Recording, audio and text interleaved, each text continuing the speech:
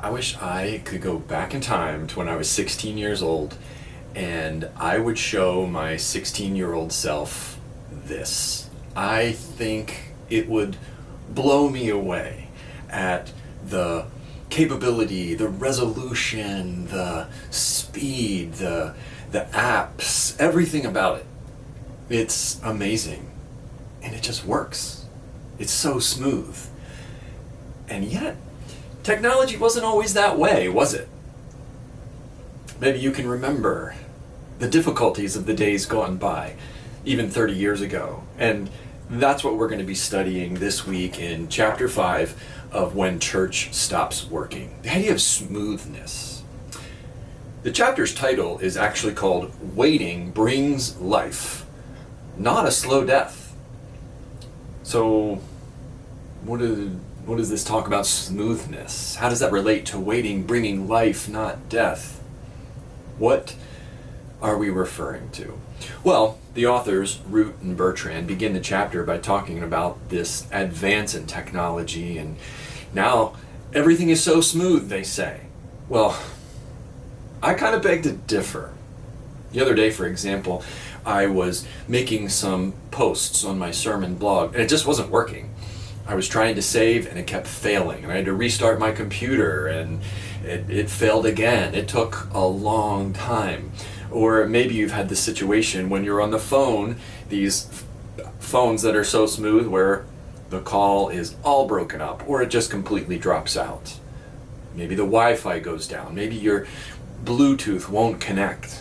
Technology is great until it isn't. But I do think that Root and Bertrand have a great point. Technology has improved vastly, and that improvement towards smoothness has affected us more than we might realize. We've become so accustomed to smooth. And they point out this tendency to become used to the smoothness means that we don't always handle it so well when life is not smooth. It's a thin skin, maybe.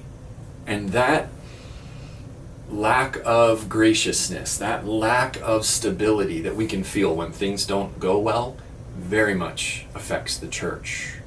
We want church to be smooth. Root and Bertrand write that we get frustrated when the church is glitchy, when it's not working as promised. I think about family. Years ago, they visited Faith Church, and afterwards they said to me this: "You aren't ready."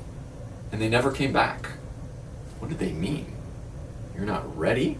What they meant was that they had some sort of preconceived notions that were very much developed through the influence of consumerism, some expectations. They believed they knew what the church should be or what they wanted it to be for their family. They were unwilling to wait for what Faith Church could be. They were unwilling to have their assumptions examined, that maybe they actually didn't have the right expectations. Maybe they weren't aligned with what God's promise of church actually is. And so Bertrand and Root are correct when they write, when things aren't smooth, sitting and embracing the tension as waiting seems disgusting. What sane person in a society obsessed with smooth wants to make their home in a crisis? Not many people. We want easy. We want comfort. We want the evangelical entertainment complex. We want good feelings and victory and dominance. So many Christians, in their search for that smooth, they ignore Jesus' teachings about dying to themselves and taking up their cross to follow him. And the authors remind us that we need to realize that tension, even crisis, is deep in the DNA of every church. To obey Jesus' commands, to be the body of Christ, the church will always be in tension. There will always be some level of discord, even crisis. We think that anything that disrupts smooth is a problem. We need to iron that out. But the disruption is actually the solution to the problem. Root and Bertrand write this: tension, discord, and even crisis, though uncomfortable, are signs of life. Life always comes amid tension, discord, and crisis. How do you like the sound of that? I don't really like it. Kind of makes me anxious just thinking about it. I would much rather have smooth. I mean, when things are out of whack, do we embrace that tension, or do we seek to fix the problem? I mean, generally speaking, we humans are fixers. We want to solve whatever feels wrong. Well, Root and Bertrand apply this normal human fixer tendency to the decline of the church. We Christians believe, they write, that to solve the crisis of decline, we need to eliminate glitches and do away with tension. Except that eliminating glitches and doing away with tension is exactly the wrong thing to do. But why? Bertrand and Root, they describe it further, writing that when things are not smooth, we make two mistakes generally. First, it is a mistake to assume that a community of faith could ever live without tension. Church communities without tension are fake. They just don't exist. They're faking it if they attempt it, or make it sound like they're completely peaceful. How so? That seems like a bold claim.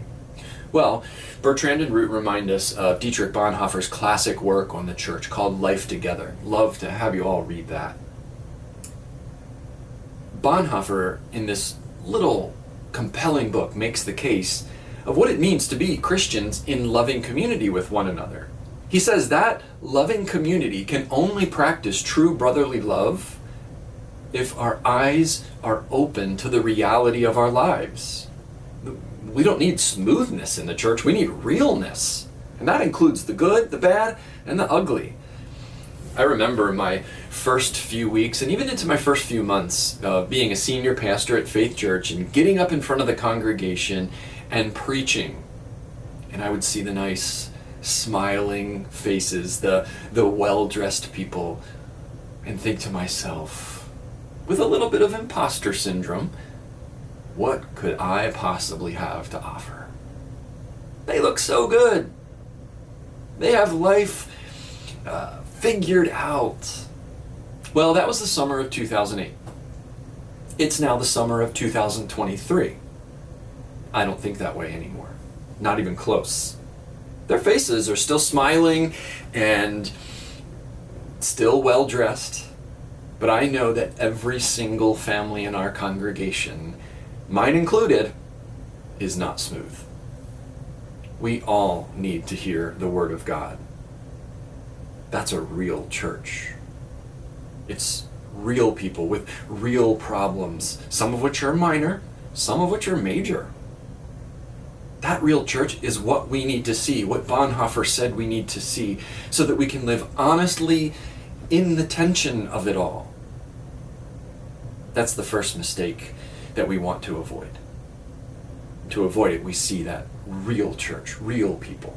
The second mistake that Root and Bertrand identify is that if we have no crisis, then we can feel like we have no need of God.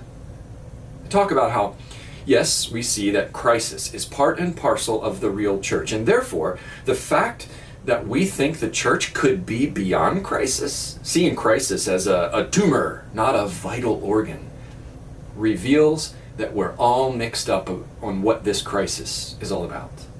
This confusion may be the real source of our issues. So what are they talking about? What is this confusion? Here's what they say. We are wrong when we assume the crisis of the church is the decline that we're hearing about. It's a real decline. But if we assume the crisis is decline, they write this: we'll seek ways to get back to the smooth, to secure prosperity, to end all tension and conflict. They say that's a Disney fantasy that has no connection to the God of the Bible and no relation to the church of Acts chapter 1. And then they say this. This might sound a little astonishing. The church, in the first few chapters of Acts, and our own congregations, can only have life by being inside a crisis. It's only inside a crisis that the church can faithfully be the church. Let me say that again. See if you agree or disagree. It is only inside a crisis that the church can faithfully be the church. Really? Only inside a crisis can the church be faithful? And I want to ask them, is there no way the church can be faithful and not have a crisis? What if your church or mine isn't having any crisis? Does that mean we're not being faithful? Kind of seems like an over-the-top claim. Or is it? Well, here's how they explain what they're getting at. We believe that the problem with most Protestant congregations is that they've misidentified the crisis.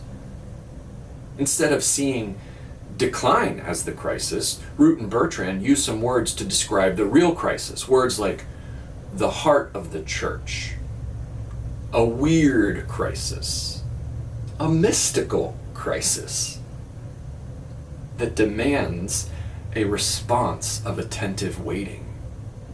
Heart, weird, mystical crisis. What are they talking about? Well, finally they name it. They write this: the real crisis is encountering a living God who is God. And I thought, wait a minute. How is encountering God a crisis? They're making it sound like encountering God is a bad thing. Encountering God is a good thing, right? If it's a good thing, how can it be a crisis? Well, they're leading to a key point, and that is this. We Christians have become so focused on the crisis of decline that we deny or push aside the crisis that we are a broken, sinful people, a weak church, who are called to wait for God, who is God, to act in our midst. We're to wait for the real God. So that's the right crisis. To wait for the action of God. And that should lead, they write, to asking some vital questions. If we are to wait for God, how will we discern his action? How do we help our people experience, know, and follow this living God who acts? Especially when this living God is beyond and greater than all experience and all knowing. I don't know about you, but as I'm hearing these questions that Root and Bertrand are writing, I'm intrigued, I'm a little confused, I'm a little concerned, but then they ask one more question. How can we help our people encounter the living God in a secular age that blinds them to anything beyond the here and now? That's a great question. If God is wholly other and our lives are so focused on the here and now, does it mean we're never going to see the action of God? How are we going to wait then? Well, I have to admit that Bertrand and Root have me confused, a little bit intrigued, but perhaps that's indicative of how little I know about waiting. As I mentioned last week, I've never been a part of a waiting church. I need to learn to wait. I need to learn what it even means to wait. And to that, they write this: waiting inside this crisis, waiting for God's action, leaning further into the crisis, doesn't undo the church, but makes and sustains the church. The waiting even sends the church into the world to wait with the world for God's action to save the world. This crisis gives life. This crisis is the blood that runs through the church's veins. Okay, I see what they're saying about the importance of waiting and that it is an active kind of waiting, but is that an oxymoron? Aren't we back to this question of how do we wait? Now the authors admit, this chapter, they say, might feel maddening, and I'm like, yes, I'm a little confused. And so they illustrate with the story of the Danish philosopher Søren Kierkegaard. He's one of my favorites. He upset the comfortable, smooth Danish church of his time. And he did it by depicting a God who cannot be tamed, a God who is not smooth, and yet he is a loving, wild God. Furthermore, even though he is that loving, wild God, and even though he is so other, he is a God who can be known because he has revealed himself to us. In other words, they write, the church cannot be without a crisis because the church worships God who is God, the wild, acting God. So let's focus on the truth that our wild, active God reveals himself.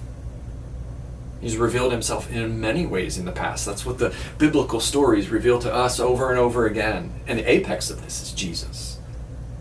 And so what we see as we walk through the biblical stories is oftentimes God's self-revealing is mysterious or upside down or secretive. It's not always what you expect, but it is clear through the eyes of faith. Faith, Root and Bertrand write, is the crisis of knowing the true God by how God has revealed himself in the world. The church has no life other than waiting for and witnessing to the God who reveals God's self in the world and in the backward ways of love. So let's look. Let's wait and open our eyes. Let's make space in our lives. Not just talking about individuals, absolutely that. We should make space in our lives to stop and wait and say, Lord, reveal yourself to me. How are you at work in my life, in my community, in my family? And just look and listen. But we should also do this together as churches. Leadership teams should wait. Classes, small groups, gatherings of Christians should wait and listen and look and ask God to open our eyes to his sometimes mysterious, sometimes upside down ways. But we will see that he reveals himself. And then we follow and we act. Let us be a people who learn to wait. And then we will see life. Let's live in the crisis of waiting for our active, loving God.